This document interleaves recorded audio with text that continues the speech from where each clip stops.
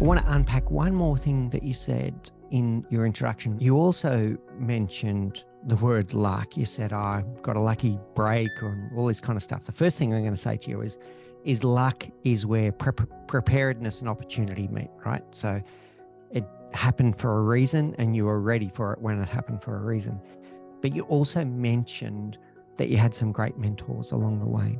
Tell us about that mentor-mentee relationship, what you learnt from that and how that helped forge the leader that you are today. What you just said there is perfect, because one of my success frameworks is preparation plus opportunity equals success.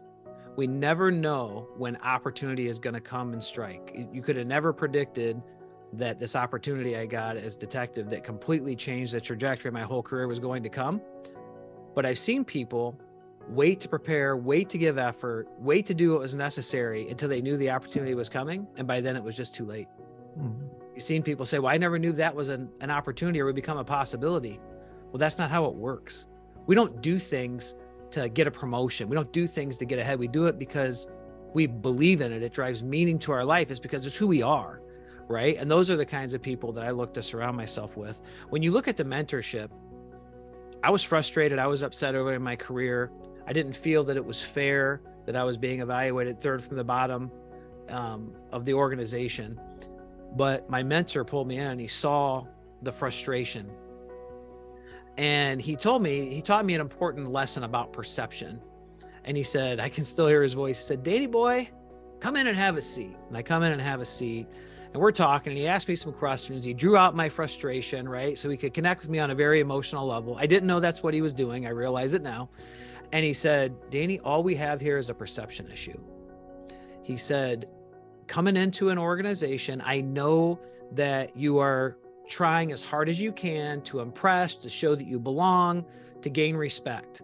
But when you come into an organization, you know, the harder you try to build relationships, it's the only area where if you try too hard, it can be a negative. And so at times you can be taken as a know-it-all.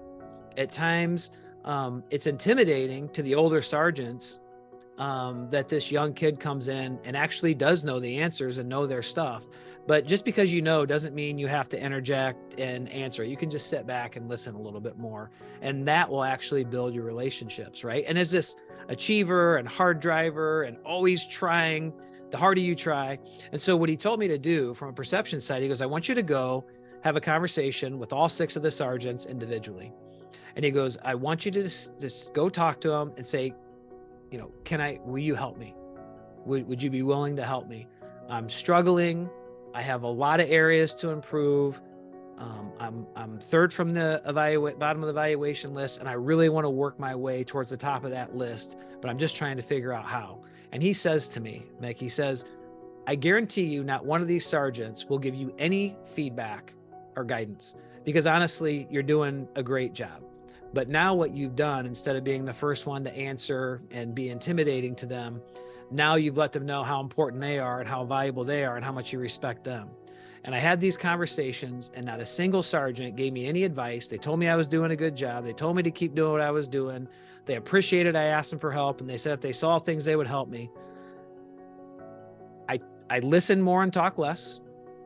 And I went from third from bottom in evaluations to number 1 and was never less than number 1 again in evaluations within the department. That's a wonderful story. And I'm so glad that you were paying attention when your mentor spoke to you about this. So this is one thing in all mentor relationships. The mentor relationship doesn't work if we're not actually connecting and listening to the message that our mentor is trying to give us. The second part is then, all of life is about relationships, leadership even more so. It's about relationships. And what you're describing is such a common mistake that so many new leaders make, is thinking that they have to be the answer to every question. They think that leadership is about speaking and leading from the front and all this kind of stuff. And it's not. It's about relationships. It's about holding space for each other. It's about how you make things about other people, not about you. It's not about you anymore. It's about the people that you serve. And I'm so glad that your mentor was able to show you that and you've grown in leaps and bounds ever since. Hey everyone, it's Mick Spears from the Leadership Project, where we empower leaders with the knowledge and skills that they need to create amazing teams and amazing workspaces. If you're enjoying our content, please do remember to hit like, subscribe, and that little notification bell so that you can be notified of all of our future videos.